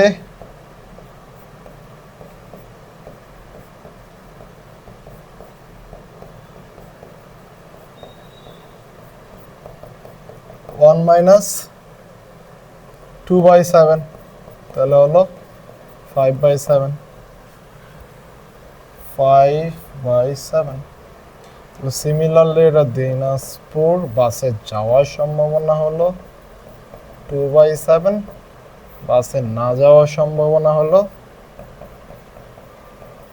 5/7। তোমার কোশ্চেনে কি যাচ্ছে? লোকটি ঢাকা হতে রাজশাহী ট্রেনে নয়, ট্রেনে না যাওয়ার সম্ভাবনা, ঢাকা থেকে রাজশাহী ট্রেনে না যাওয়ার সম্ভাবনা এটা, এবং রাজশাহী হতে দিনাজপুরে বাসে যাওয়ার সম্ভাবনা, রাজশাহী হতে দিনাজপুরে বাসে যাওয়ার সম্ভাবনা এটা। তাহলে আমার অ্যান্সার হবে P of T complement into P of B equal to হলো 4/9 গুণন 2/7। That's it. ওকে। লোকটি রাজশাহী ট্রেনে কিন্তু দিনাজপুর বাসে না যাওয়ার সম্ভাবনা বের করো। লোকটি রাজশাহী ট্রেনে গেছে, লোকটা রাজশাহী ট্রেনে গেছে এবং দিনাজপুরে বাসে না যাওয়ার সম্ভাবনা, বাসে না যাওয়ার সম্ভাবনা কত? এটা। তাহলে এটা আর এটা গুণ করে দেবা, শেষ। P of T multiply P of B complement. ঠিক আছে? এবার সমগ্র সম্ভাব্য ফলাফল একটি ঝুড়িতে, এটা কি বলছে? একটি ঝুড়িতে 4টি লাল, 10টি সাদা, 7টি কালো মার্বেল আছে। দুইভাবে একটি মার্বেল নেওয়া হলো। তো একটা ঝুড়ি আছে, এটা যে ঝুড়ির মধ্যে 4টি রেড, 10টি হোয়াইট আর 7টি ব্ল্যাক বল আছে। তাহলে মোট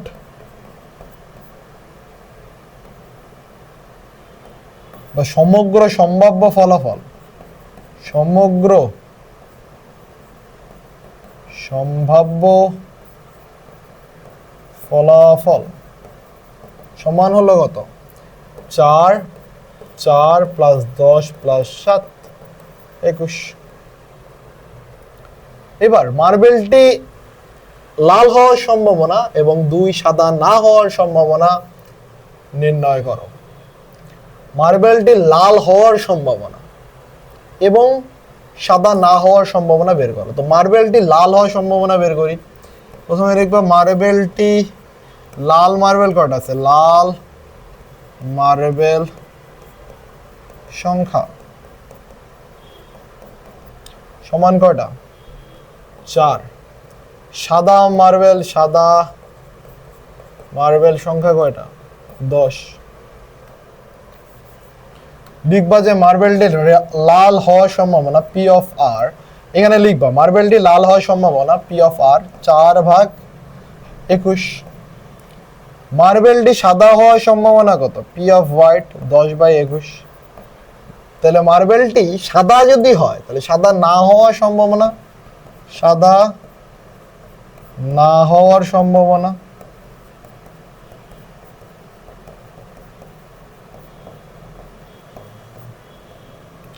P of white complement 1 minus 10/21, that's mean হলো 11/21। তো আমার মার্বেলটি লাল হওয়ার সম্ভাবনা এবং সাদা না হওয়ার সম্ভাবনা কত, P of white complement into P of red, যেহেতু এবং আছে তাই মাল্টিপ্লাই হবে, তার মানে হলো 11/21 ইন্টু হলো 4/21। দ্যাটস ইট, বুঝছো? লাল বের করছি এবং বলছে সাদা না হওয়ার সম্ভাবনা, তো সাদা না হওয়ার সম্ভাবনা বের করছি। সাদা হওয়ার সম্ভাবনা থেকে যদি তুমি 1 মাইনাস করে দাও তাহলে সাদা না হওয়ার সম্ভাবনা পাবা।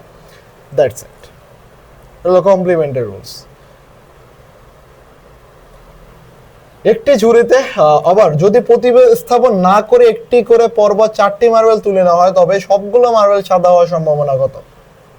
ফাইন, প্রতিস্থাপন না করে, এইবার কথাটা বুঝো, 4টা হোয়াইট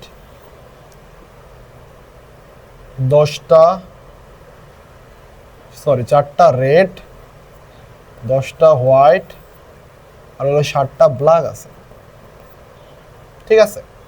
এবার আমরা হলো মার্বেল 4টি মার্বেল তুলে না হলো পরপর 4টি, মানে একটা ঝুড়ি থেকে আমি 4টা মার্বেল তুলবো, একটা ঝুড়ি থেকে 4টা মার্বেল তুলবো।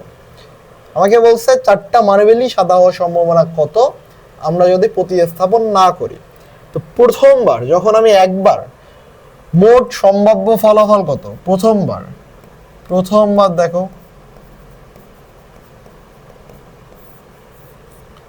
মোট সম্ভাব্য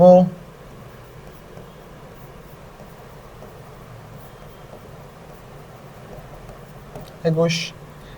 আর সাদা তোমার কি যাচ্ছে, 4টি মার্বেল তুলনা হয় সবগুলো মার্বেল সাদা মার্বেল সংখ্যা কত, সাদা মার্বেল হলো 10টি। প্রথমবার যখন আমি সাদা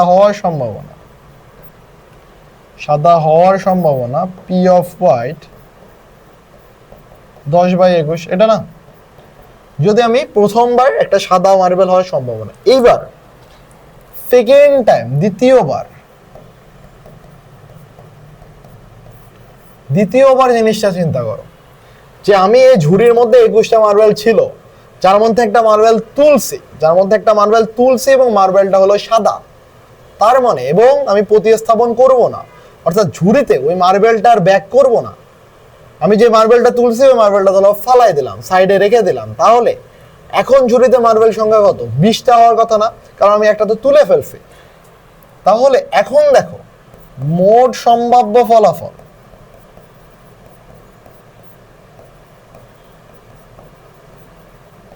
বিশ হওয়ার কথা না, কারণ আগে তো ছিল 21, বাট আমি যখন একটা মার্বেল তুলে ফেলে দিছি তাহলে আছে মার্বেল কটা, 20টা। এবং সাদা মার্বেল যেহেতু প্রথমবার সাদা হচ্ছে, পরের বার সাদা মার্বেল সংখ্যা কত হবে, সাদা মার্বেল সমান হবে 9টা। কেন? কারণ প্রথমবার যখন মার্বেলটা তুলছি ওটা তো সাদাই ছিল, ওটা তো আমি ফালাই দিচ্ছি, তাহলে এখন মার্বেল সংখ্যা আছে কয়টা, 9টা। তাহলে এইবার পি অফ হোয়াইট হওয়ার সম্ভাবনা কত, পি অফ হোয়াইট হওয়ার সম্ভাবনা কত হলো 9/20।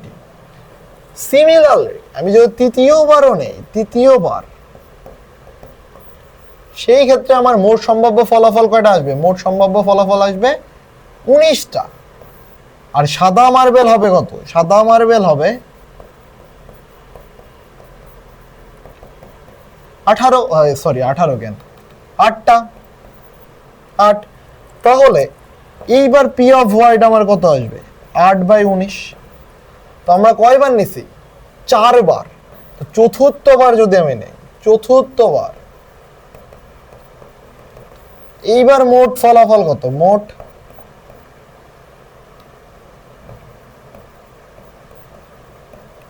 দেখো লাস্ট টাইম আমার কত ছিল? লাস্ট টাইম ছিল আমার 19টা, এইবার হয়ে যাবে 18টা। এবং সাদা মার্বেল এখন আর কয়টা আছে? লাস্ট টাইম ছিল 8টা সাদা মার্বেল, এবার হয়ে যাবে 7টা। তাহলে আমার কি হইতেছে? পি অফ হোয়াইট ইকুয়াল হবে 7/18। তাহলে মোট ফলাফল, মোট সম্ভাবনা তোমার সবগুলো মার্বেল সাদা হওয়ার সম্ভাবনা কত? সবগুলো মার্বেল সাদা হওয়ার সম্ভাবনা হবে মাল্টিপ্লাই সবগুলো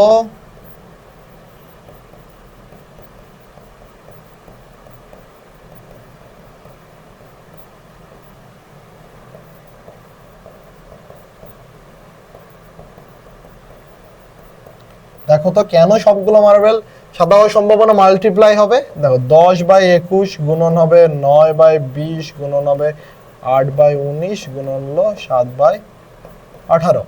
কেন হলো? কারণ দেখো আমাদের ঘটনাটা কি হচ্ছে, প্রথমবার মার্বেলটা সাদা এবং দ্বিতীয়বার মার্বেল সাদা এবং তৃতীয়বার এবং চতুর্থবার যখন এবং কথাটা আসতেছে তখনই তোমার সবগুলা ঘটনা গুণ হবে, সবগুলা ঘটনা গুণ হবে, কারণ এরা হলো স্বাধীন ঘটনা। ঠিক আছে, তো এটাই হলো তোমার অ্যান্সার। তো হোপফুল যে ম্যাথটা বুঝছো। এটা এই ম্যাথটা দেখো প্রবাবিলিটি ট্রি আঁকায় দিব, বাকিটা তুমি নিজে করবা।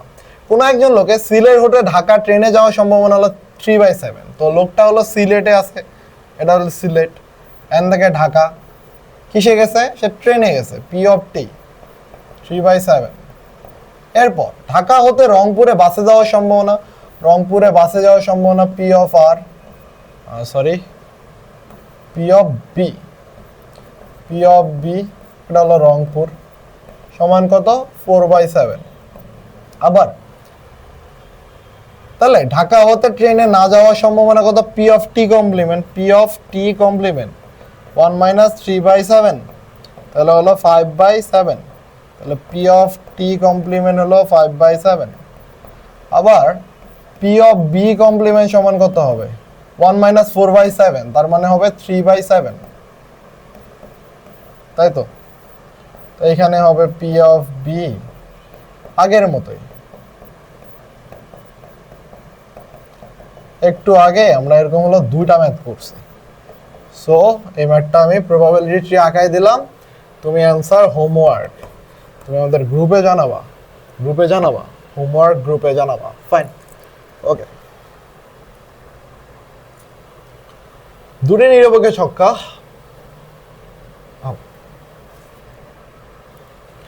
তো আমাদের অলমোস্ট বইয়ের সব সিকিউ শেষ, সব সিকিউ কমপ্লিট। বইয়ের যে কোশ্চেনগুলা, সিকিউ না, বইয়ের যত কোশ্চেন ছিল অনুশীলনীর সব কোশ্চেন শেষ। এরপর আমরা যেটা করব সেটা হলো সিকিউ, যেগুলা বিগত বছরে আসছে এবং ইম্পর্টেন্ট, তোমাদের সামনেও আসতে পারে, সেই সিকিউ গুলো সলভ করবো। ঠিক আছে, okay fine.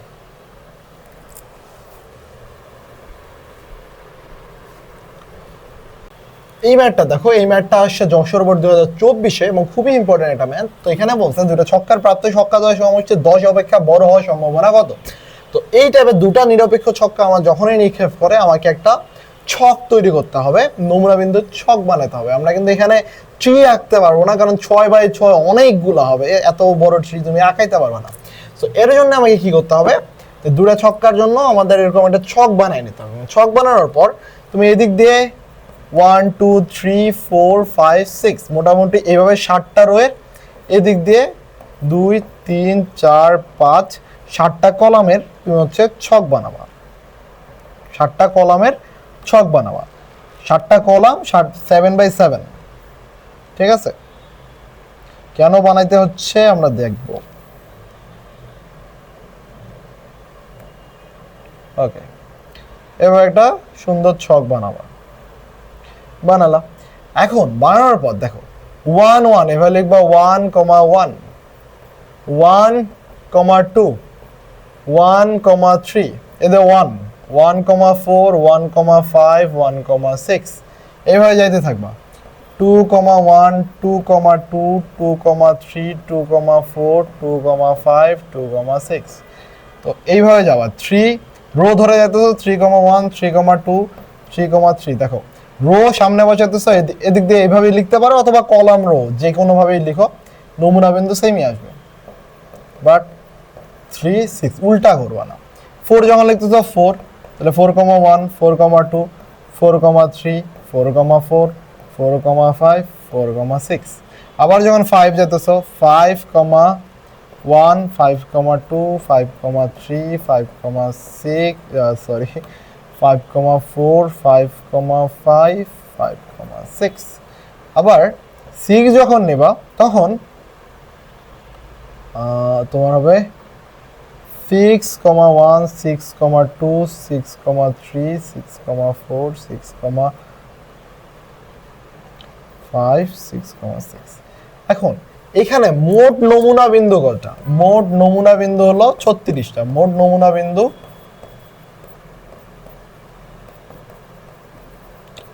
6 to the power square equal হলো 36, কারণ দুইবার নিক্ষেপ করছো তাই স্কয়ার হচ্ছে। যদি তিনবার নিক্ষেপ করতা তাহলে কিউব হইতো, তিনবার নিক্ষেপ করলে কিউব হয়ে যেত, ঠিক আছে?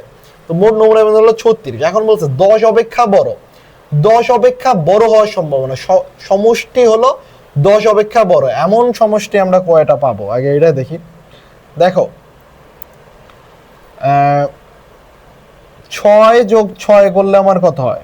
12, তাহলে 10 অপেক্ষা বড় এটা। 6 যোগ 6 12, 10 অপেক্ষা বড়। আবার 5 যোগ 6 10 অপেক্ষা বড়, 6 5 এটাও 10 অপেক্ষা বড়। আর কিছু আছে? আর কিছু লক্ষ্য করো, আর কিছু তুমি পাও না। 6 6 এটা 5 5 তো 10 হয়ে যায়, 6 4 10 হয়ে যায়, বাকিগুলো যা যোগ করবা সব 10-এর নিচে। তো তোমার কাছে যা নিতে চাইছে 10 অপেক্ষা বড়, তো তুমি লিখবা 10 অপেক্ষা বড় নমুনা বিন্দু হলো 10 অপেক্ষা বড় নমুনা বিন্দু 6, 5, তারপর হলো 6 6 আর হলো 5 6, এর বাইরে আর কিছু নাই। তাহলে আমার সম্ভাবনা সমান হবে সম্ভাবনা ইকুয়াল হলো 3/36। কেন? ওইটা নমুনা বিন্দু হলো 3টা, তো 3/36, তাহলে 3 × 36 1/12, দ্যাটস ইট। যদি প্রতিস্থাপন না করে একটির পর একটি 5টি মার্বেল তোলা হয়, উদ্দীপকে ভ্যালু দেওয়া নাই, সো আমরা এই ম্যাথটাকে স্কিপ করতে পারি আপাতত, যেহেতু আমার উদ্দীপকে আসে নাই। এটা দেখো, শুধু একটি ছক্কা নিক্ষেপ করে 2 এর গুণিতক সংখ্যা আসার সম্ভাবনা নির্ণয় করো। একটা ছক্কা নিক্ষেপ করলে ক নাম্বার? দেখো ক নাম্বার, একটি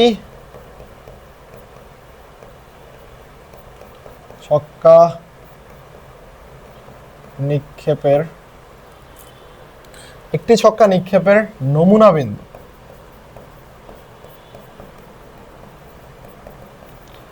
1 2 3 4 5 6, তাই না? এগুলাই তো উঠে। একটা ছক্কা নিক্ষেপ করলে নমুনা বিন্দু সেট এটা। এখন 2 এর গুণিতক কি আছে? 2 এর গুণিতক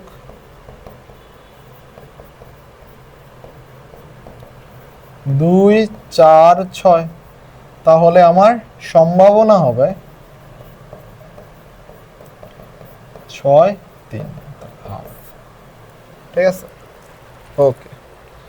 খ নাম্বার, 1 নংয়ের আলোকে প্রবাবিলিটি ট্রি তৈরি করে ছক্কায় জোড় সংখ্যা এবং মুদ্রার টেল আসার সম্ভাবনা নির্ণয় করো। তো আমরা একটি নিরপেক্ষ ছক্কা আর একটা মুদ্রা নিক্ষেপ করছে, তো একটা নিরপেক্ষ ছক্কা আর একটা যদি মুদ্রা নিক্ষেপ করি তাহলে আমার ট্রিটা দেখতে কেমন হবে? এটা ধরো 1 2 3 4 5 6, এখানে হলো head tail head tail head tail head টেল।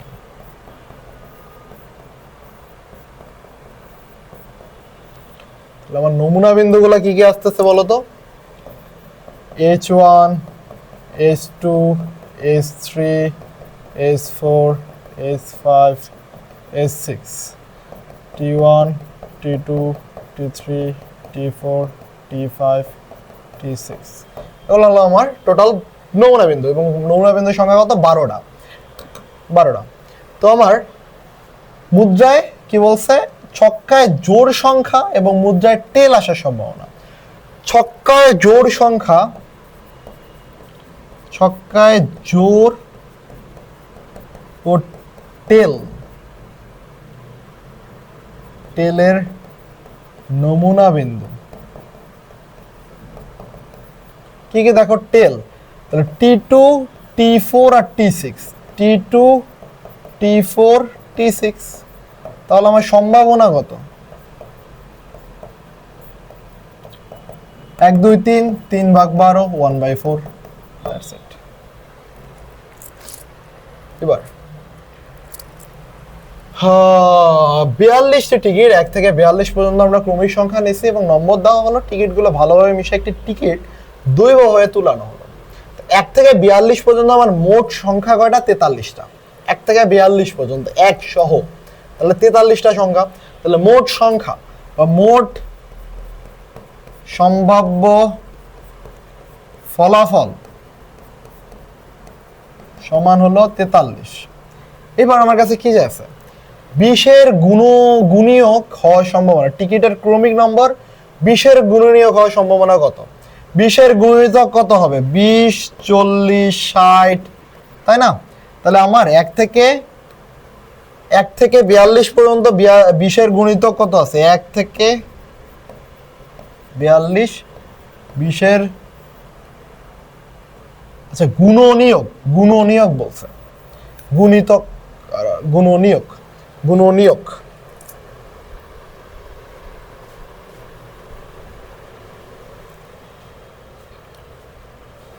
আচ্ছা, গুণনীয়ক হলো যেই সংখ্যা দ্বারা, ধরো 20, ঠিক আছে, যেই সংখ্যাগুলো দ্বারা 20 সংখ্যাটা ভাগ হয়, অর্থাৎ ভাগশেষ 0 আসবে, সেই সংখ্যাগুলো হলো 20-এর গুণনীয়ক। তো 20-এর গুণনীয়ক যদি আমরা বলি, তাহলে 20 সংখ্যা কি কি দ্বারা ভাগ হয়?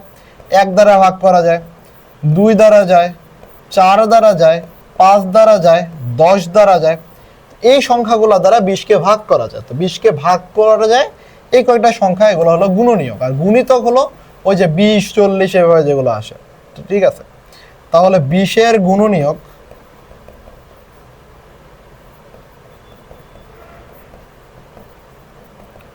1, 2, 4, 10 আর 20, তাই না?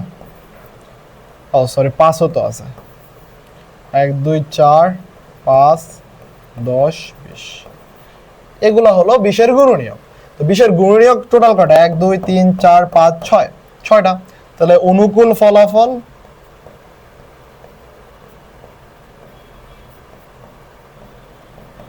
ছয়। তাহলে মোট সম্ভাবনা 6/43। That's it. ওকে, এবারটা দেখো, একটি এটা আসে সিলেট বোর্ড 24-এ। একটি ঝুড়িতে 10টি কালো, 7টি লাল এবং 5টি সাদা বল আছে। উদ্দীপক দেখেই বুঝতে পারতেছো যে এই ম্যাথ অলরেডি আমরা করে আসছি, অনুশীলনীতে যখন আমরা করছি তখন করে ফেলছি। ক নাম্বারে কি চেয়েছে? একটি নিরপেক্ষ ছক্কা একবার নিক্ষেপ করলে বিজয় সংখ্যা এবং মৌলিক সংখ্যা ওঠার সম্ভাবনা কত? ওকে, তো একটা নিরপেক্ষ নমুনা বিন্দু কি হয়? নমুনা বিন্দু হয় 1, 2, 3, 4, 5, 6, ঠিক আছে। এবং বিজোড় সংখ্যা এবং মৌলিক সংখ্যা, বিজোড় এবং মৌলিক এমন সংখ্যা, বিজোড় সংখ্যা কি কি আছে দেখো তো? বিজোড় সংখ্যা আছে 1, 3, 5। মৌলিক সংখ্যা এদের মধ্যে কি কি? মৌলিক সংখ্যা হলো 3 আর 5। 3 আর 5 হলো মৌলিক সংখ্যা। 3 আর 5 হলো আমার মৌলিক সংখ্যা। 2, 3, 5 হলো আমার মৌলিক সংখ্যা। 2 3 5 হলো মৌলিক সংখ্যা, বিজোড় সংখ্যা হলো 1 3 5। এখন আমার কাছে জানতে চাইছে বিজোড় সংখ্যা এবং মৌলিক সংখ্যা, তার মানে কি এদের ইন্টারসেকশন নিতে হবে, এদের ইন্টারসেকশন নিতে হবে। তাহলে বিজোড় এবং মৌলিক সংখ্যা হলো কি কি আছে, বিজোড় এবং মৌলিক সংখ্যা কি কি আছে,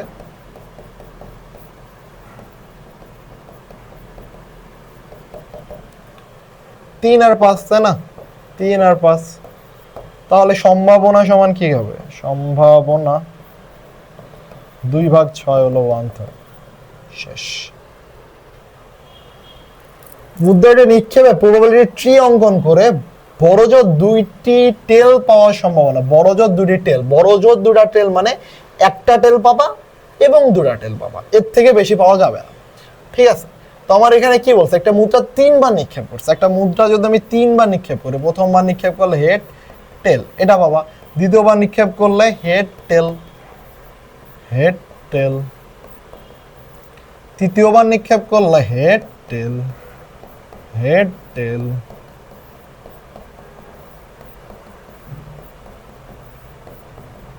তাই তো, এখন নমুনা বিন্দুগুলো আমার কি কি হবে, head head head head head tail head tail head head tail tail, তারপর হলো tail head head tail head tail tail tail head tail tail tail. মোট নমুনা বিন্দু কটা আসে, 8টা। মোট নমুনা বিন্দু হলো মোট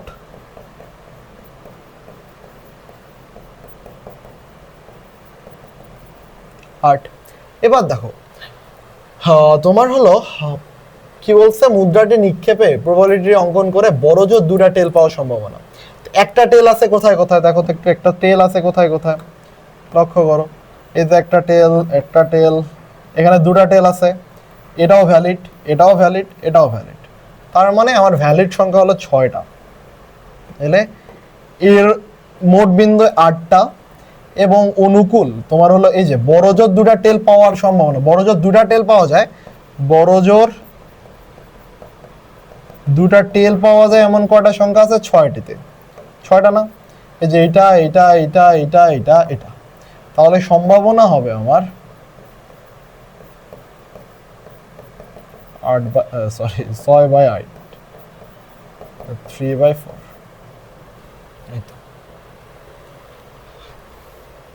প্রতিস্থাপন না করে একটি করে পরপর 3টি বল তুলে নেওয়া হলে সবগুলো বল লাল হওয়ার সম্ভাবনা কত।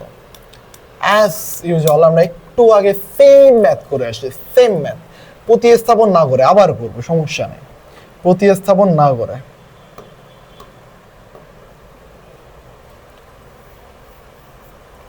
তো হলো আর ছিল 10টা ব্ল্যাক, 7 রেড, আর হলো 5 হোয়াইট। ঠিক আছে, ফাইন। তো মোট মোট বল সংখ্যা হলো, মোট সংখ্যা হলো 10 + 7 + 5 মানে 22টা। মোট বল আছে 22টি। এবার প্রথমবার যখন প্রথমবার তুলবো, প্রথমবার তখন মোট বল সংখ্যা কত হবে, মোট বল 22টাই থাকবে, তুমি বলবা 22টাই থাকবে ভাইয়া, তখন আমার লাল লাল লাল চাইছে, তাই না, লাল বল সংখ্যা কয়টা, লাল বল সংখ্যা 60টা। তাহলে প্রথমবার পি অফ রেড হওয়ার সম্ভাবনা কত, 7/22। এবার চিন্তা করো তো, তুমি একটা বল উঠাইছো যেটা রেড এবং ওটাকে বাইরে ফালাই দিছো, বাইরে ফালাই দিছো, তাহলে এখন তোমার রেড বল আছে কয়টা, 6টা, এবং মোট বল আছে কয়টা, 21টা, কারণ একটা বল তো তুমি আর প্রতিস্থাপন করো নাই। তাহলে দ্বিতীয়বার মোট বল 21, লাল বল আছে কয়টা এখন, 6টা, তাহলে সম্ভাবনা পি অফ আর ইকুয়াল হলো 6/21। এবার তৃতীয়বার যদি নাও, তৃতীয়বার একটা একটা করে জাস্ট কমাইতেছো, মোট বল আছে এখন কয়টা, 20টা, এটা হলো টোটাল বল, আর তোমার হলো রেড বল সংখ্যা কয়টা, এখন একটা কমে গেছে, 5টা, তাহলে পি অফ রেড সমান কত, 5/20। তাহলে মোট সম্ভাবনা হবে কত, মোট সম্ভাবনা সব গুণ করে দেব, সব গুণ 7/22 ইন্টু 6/21 ইন্টু 5/20, এটা যা আসবে তাই অ্যান্সার। ওকে, এটা দেখো বরিশাল বোর্ড 2024 একটি মুদ্রা দুইবার নিক্ষেপ করলে উভয় ক্ষেত্রে একই ফলাফল আসার সম্ভাবনা কত? দুইবার যদি আমরা নিক্ষেপ করি, আমার নমুনা বিন্দুগুলো কি কি? Head head head tail tail head tail tail, এটা তো আমার নমুনা বিন্দু। উভয় ক্ষেত্রে মোট মোট ফলাফল হলো আমার 4, সেম ফলাফল উভয় ক্ষেত্রে একই ফলাফল কত? উভয় ক্ষেত্রে একই ফলাফল হলো আমার 2টা, তাহলে সম্ভাবনা হলো 2/4। এবার দৈবভাবে একটি বল নেওয়া হলে বলটি লাল না হওয়ার সম্ভাবনা ও কালো হওয়ার সম্ভাবনা সম্ভাবনার পার্থক্য নির্ণয় করো। পার্থক্য চাইছে, ঠিক আছে। মোট বল আছে কয়টা? মোট বল 10টা লাল, 12টা হলুদ, 8টা কালা আর 1টা সাদা। কালা কালা সাদা সাদা রং জমেছে সাদা কালা, হইছি আমি মন পাগেলা বসন্তকালে, তুমি বন্ধু কালা পাখি আমি যেন কি। আচ্ছা হ্যাঁ, এবার লাল না হওয়ার সম্ভাবনা, তো আমরা লাল বল সংখ্যা আছে কয়টা? লাল বল আছে কয়টা? 10টা। তো লাল বল হওয়ার সম্ভাবনা আগে বের করো। লাল বল না হওয়ার সম্ভাবনা চাইছে, আমি আগে বের করবো হওয়ার সম্ভাবনা পি অফ রেড 10/31, তাহলে লাল বল না হওয়ার সম্ভাবনা P of R complement equal হলো 1/10 31, তাহলে হলো 21/31, এটা হলো পি অফ আর কমপ্লিমেন্ট, লাল না হওয়ার সম্ভাবনা। এইবার ও কালো কালো কালো বল সংখ্যা কয়টা? কালা কয়টা আছে? কালা আছে 8টা কালা, তাহলে পি অফ ব্ল্যাক হওয়ার সম্ভাবনা কত? 8/31। এখন আমার কাছে পার্থক্য চাইছে, তো তুমি জাস্ট এটা থেকে এটা মাইনাস করে দেবে, যেটা বড় সেটা থেকে ছোটটা মাইনাস করে দেবে। পার্থক্য চাইছে, এই তো। পরপর 3টি বল তোলা হলে সবগুলো বল হলুদ হওয়ার সম্ভাবনা কত? এটা হলো আগের ম্যাথটাই হুবহু হোমওয়ার্ক। অ্যান্সার কি হবে আমি জাস্ট বলে দেই। অ্যান্সার কি হবে বলে দেই। টোটাল বল ছিল 31টা না, অ্যান্সার হবে তোমার 3টে বল তোলা হলো, বলগুলো হলুদ হওয়ার সম্ভাবনা, তাহলে 12/31 গুণন 11/30 গুণন হবে 10/29, এটা হবে অ্যান্সার। কিভাবে হবে বের করবা। সেপ্টেম্বর মাসে কোনো শহরে, বরিশাল বোর্ড 23, সেপ্টেম্বর মাসে কোনো শহরে 12 দিন বৃষ্টি হচ্ছে, তাহলে 5 সেপ্টেম্বর বৃষ্টি না হওয়ার সম্ভাবনা। সেপ্টেম্বর মাসে কয় দিনে?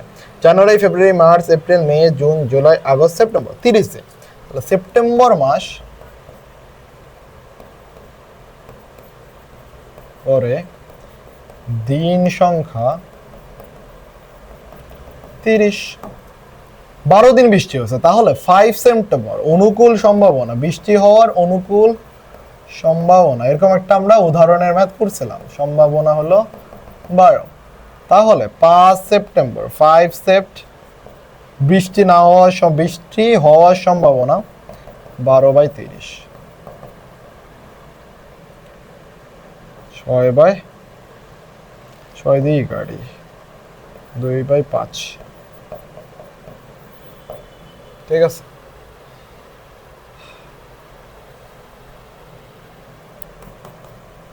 প্রবাবিলিটি ট্রি আঁকো, একটু আগেই করছে, এই যে প্রবাবিলিটি ট্রি আঁকতে বলছে না, কোথায় গেল এই যে প্রবাবিলিটি ট্রি, এটাই। এরপর কি বলছে?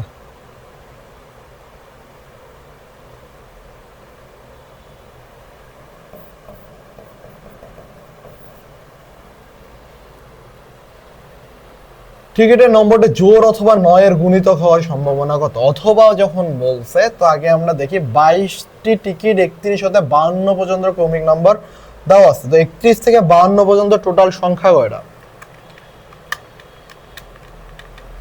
22টা, তাই না? হ্যাঁ, 22টাই তো হওয়ার কথা। 31 হতে 52 পর্যন্ত ক্রমিক নম্বর দেওয়া আছে, একটি টিকিট দ্বৈভাবে নেওয়া হলো, নির্বাচিত টিকিটের জোড় হওয়ার সম্ভাবনা।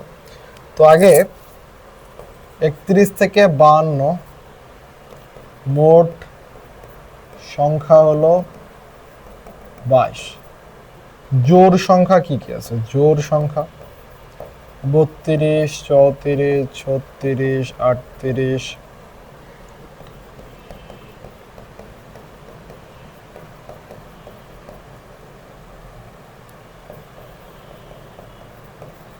1, 2, 3, 4, 5, 6, 7, 8, 9, 10, 11। তবে জোড় সংখ্যা আছে কয়টা? 11টি। জোড় সংখ্যা হওয়ার সম্ভাবনা কত? P of even number 11/22 half এবং 9-এর গুণিতক। 9-এর গুণিতক, এবার কিন্তু গুণনীয়ক বলা নাই। সো গুণিতক আছে কয়টা? 36, 4 নং 36, তারপর হলো 5 নং 45, 6 নং 54, তাহলে এটাই আছে। 9 দ্বারা বিভাজ্য আর কি। 36 যায়, 45 যায়, তো 9 দ্বারা এগুলোই তো ভাগ যায়, আর তো যায় না। তাহলে হলো আমার পি অফ গুণিতক জি দ্বারা প্রকাশ করলাম, তাহলে 2/22 1/11। তাহলে আমার P of E or P of G আছে অথবা, তাই না? তাহলে 1/11 প্লাস 1/2 অ্যান্সার। এটাই ভাষা লিখে ফেলবো আর কি, ভাষা লিখবা।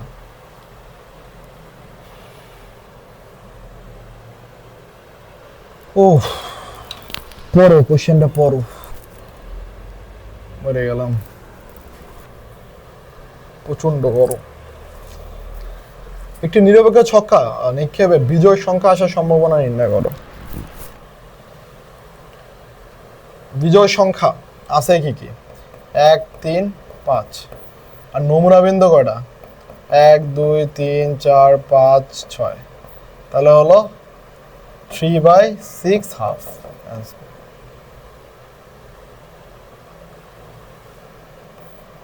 লাবণ্যর প্রথম পুরস্কার জেতার সম্ভাবনা কত? 20/300। এটা হলো পি অফ লাবণ্য। আর পি অফ কার? দিনার। দিনার হলো দিনারের 25/300। তো লাবণ্য অথবা দিনারের প্রথম পুরস্কার জেতার সম্ভাবনা হলো P of L union P of D equal হলো 20/300 প্লাস 25/300, যা যোগ করে দেবা। ভাষা লিখে ফেলবা, ভাষা লিখবো না। এটা তো সেম হোমওয়ার্ক। শেষ। তো এই ছিল আমাদের সম্ভাবনা টোটাল চ্যাপ্টার আমার কমপ্লিট করা হয়েছে। আমরা হচ্ছে অনুশীলনের ম্যাথ করাইছি, তোমাকে টেস্ট পেপারের ইম্পর্টেন্ট সব ম্যাথ করাইছি। টেস্ট পেপারের সব টেস্ট পেপার কমপ্লিট, অনুশীলনী শেষ, এবং শুরুর দিকে কতে তোমাদের যে কোশ্চেনগুলো আসতে পারে সেগুলোর কনসেপচুয়াল আলোচনাও করা হয়েছে।